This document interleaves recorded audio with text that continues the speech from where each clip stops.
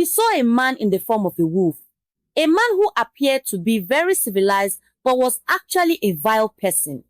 Everyone considered her a coward, but in reality she was very sensitive. She looked deeply into things and quickly got to the bottom of events, but she could not speak. It was the most beautiful part of the school, especially Nanny, because she often came here and enjoyed her moments of solitude. When she finished her studies, she would sit by the fountain in the school lawn. She would sit alone and think about something. She was lonely because she had no friends. No one wanted to talk to her, and no one liked her. The biggest reason for this was her outward ugliness. She was not beautiful at all. Because of her pale complexion and ugly features, the children of the school and the class would make fun of her.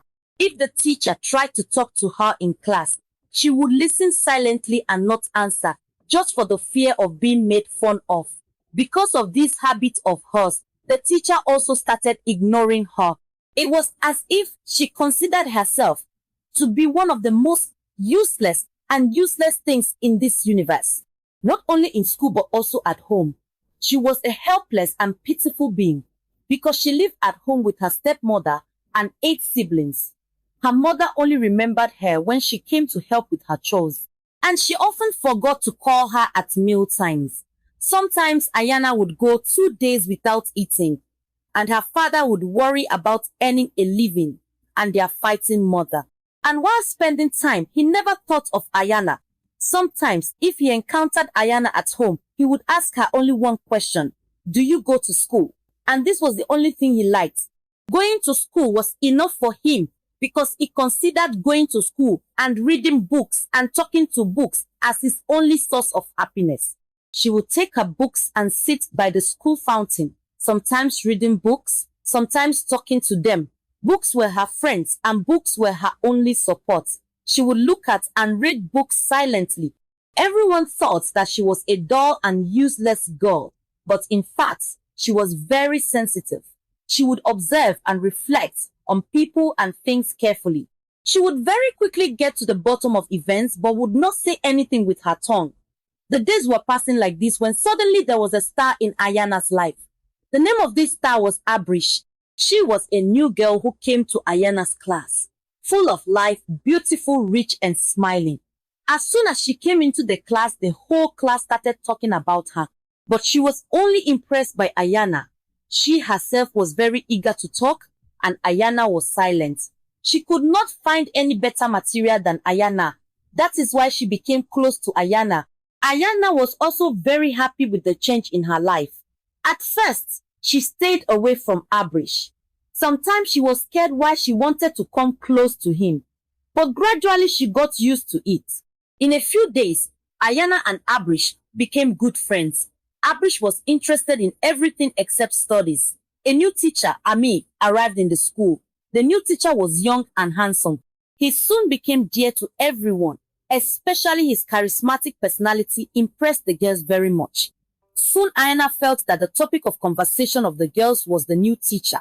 She would discuss his dressing and his smile, as if many girls had considered Saume as their ideal. They also had an Abrish among the girls. She was an emotional girl and she started liking Saami a little more.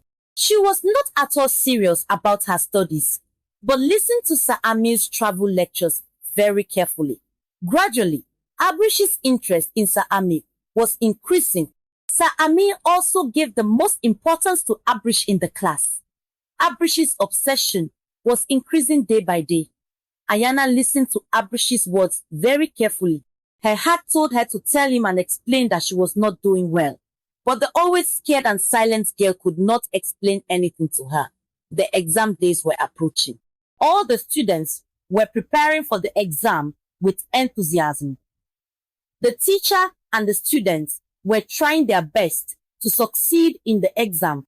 Since Abrish was a latecomer, the teacher would teach her a little more attentively in the class. But there was a person who was very kind to Abrish. He was a rich man. He often kept him standing with him in the class for a long time. He would talk to him. One day during the holiday, when the students started going home, Abrish told Ayana that today he had a few more classmates with him and he had to study late so that he could complete his missed syllabus. Ayana picked up her bag and came out. The weather was very cloudy. By the time she reached the gate from the class, a lot of clouds had formed and it started raining. Most of the students of the school used to go home in their cars or school vans. Although Ayana's house was very far from the school, she used to go on foot. Seeing the weather condition, she stopped at the school gates and started waiting for the rain to stop. It was raining very hard. Ayana's heart was getting very sad. She felt that something was going wrong somewhere or was going to happen, but she did not understand what was happening. Suddenly, she thought that Abrish was in the class. Why don't she also go and spend time with Abrish and the rest of her classmates and study with them until the rain stops? When she went to class, Abrish was not there. She was very surprised. Where did Abrish go? There were no other children there, nor Abrish. Ayana's heart was very worried. She planned to go to the admin office to tell the principal or any other school administration. She was slowly walking towards the admin office in fear when she heard a voice from the staff room. She ran to the staff room to tell a teacher that Abrish was not in the class nor any of her other classmates. As soon as Ayana went to the staff room, she saw that the door was closed and she tried to open it slowly. The door slowly opened and the scene inside shocked Ayana. Oh my God, what is happening? She wanted to scream, but she couldn't scream. She wanted to run away, but her feet were tied or something was going to happen, but she didn't understand.